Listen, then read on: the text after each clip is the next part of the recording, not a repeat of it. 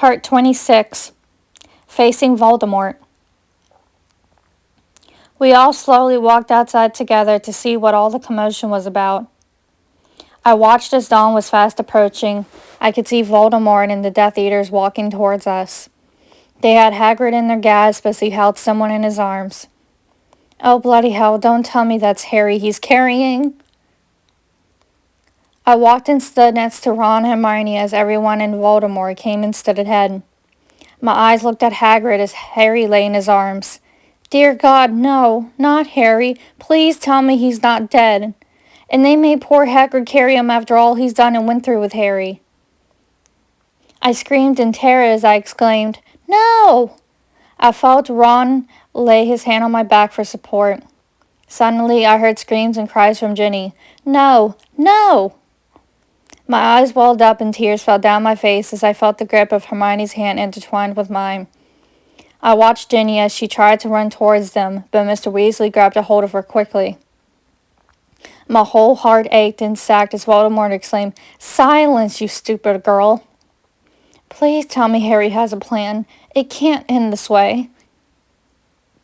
There was a slight moment of silence, and while no one spoke, I finally took the opportunity to face this brutal and horrible man. I can't let him win. I let go of Hermione's grip on my hand as I yelled, You fucking bastard! You killed Harry! Everyone's eyes were on me as I walked ahead, even past Neville as I could feel everyone watching me closely. I saw Voldemort smile as he walked a step toward me. Paige Dumbledore, the daughter of the late pitiful Dumbledore. Tell me, dear, how did it feel as I ordered to kill him? In defense, without thinking, I quickly drew my wand out. How dare you say anything about my father? You have no right to say anything. I should kill you myself. You don't deserve to live. Voldemort raised his wand and quickly walked close to me. I sucked in a breath as I felt him place the tip of his wand against the pit of my throat. Was that a threat, Paige? Do you even dare to try and test me? Threaten me? You're the one who should feel threatened, my dear. I could silence an Inu in a matter of seconds. You wouldn't even have time to pray to anyone, not even your father.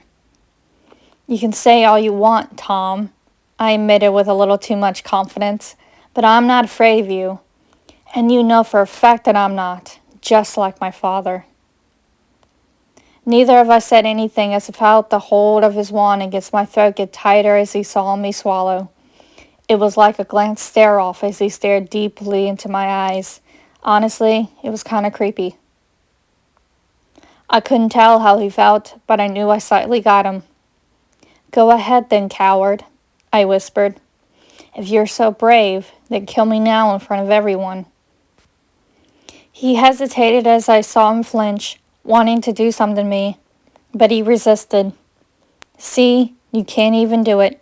That's called being a coward, I whispered. I spoke normally. I waited, wanting this for so many years. The pain and hurt you caused in my life. You're just evil.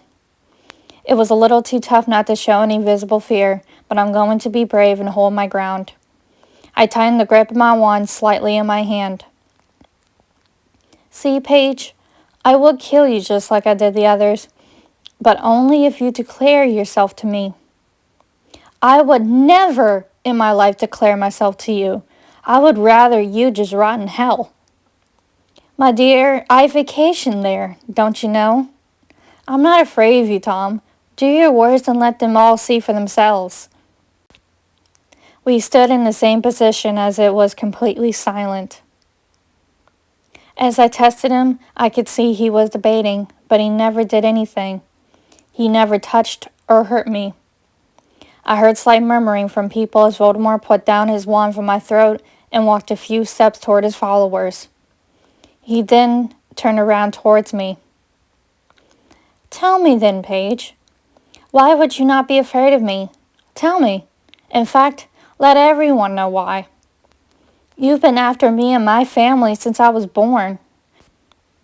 You most likely ordered my birth mother to be killed while my father was away and I was barely a year old. And you've always been afraid of my father, so don't try to hide that. My father told me himself. I could see the wheels turning in his head as I smiled, seeing I was getting to him. Not to mention you were involved with killing everyone I loved or care about. My birth mother, Cedric, Remus, Tonks, Sirius Black, my father.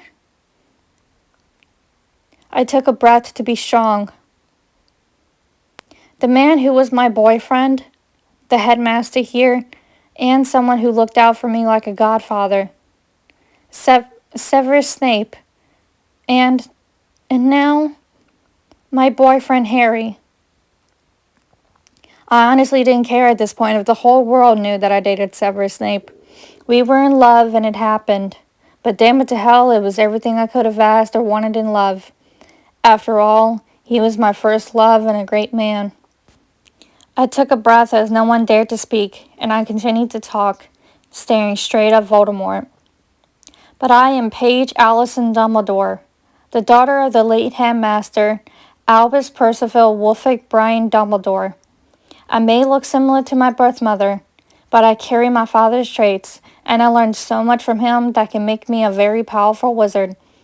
If you try to test me, Tom, you will see for yourself if you even dare. Voldemort creepily grinned and chuckled as I pulled my wand out. I continued to speak to finish saying my little speech. You won't win. I can kill you myself if I really try to, and everyone who has died under you won't be in vain. Even Harry's. The only blood that will be spit more is yours. Oh, you poor girl. All your words is such a waste of space.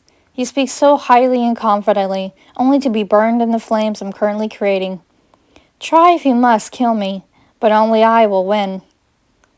If you do not contain yourself right now, I'll make you fall onto your knees as you beg for mercy to be spared, as the unbearable pain rushes through your body. Then you'll be able to join your dead father in death. How does that sound, my dear? I held back my tongue as I put my wand down a few seconds later, taking a few steps back to stand behind Neville. I heard Bellatrix Lestrange mutter in his crowd. Should have killed her anyway. I rolled my eyes in annoyance as Voldemort spoke to all of us. If I did not make it now, I'll make you hear me now. Harry Potter is dead, and from this day forward, you'll put your faith in me.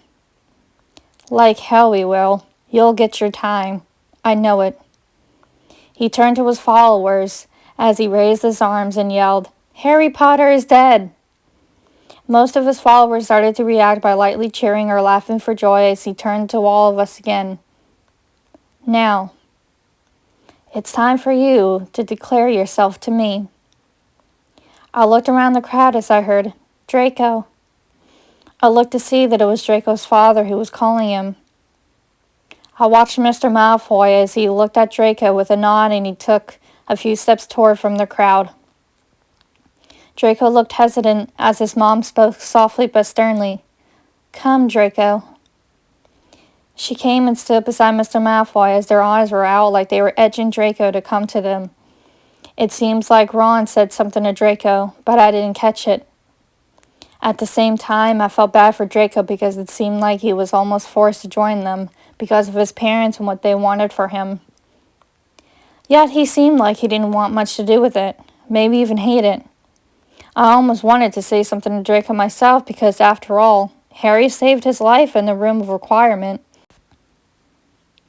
He could have left him to die, but he didn't, and neither me, Ron, nor Hermione knew exactly why. We all watched as he got through our crowd and walked forward toward Voldemort. Voldemort half-tugged Draco like he was sort of happy to see him. Then, unexpectedly, I saw Neville limp forward a few steps toward Voldemort, and all eyes were on him. I muttered, Neville, don't, but he didn't seem to hear me at all.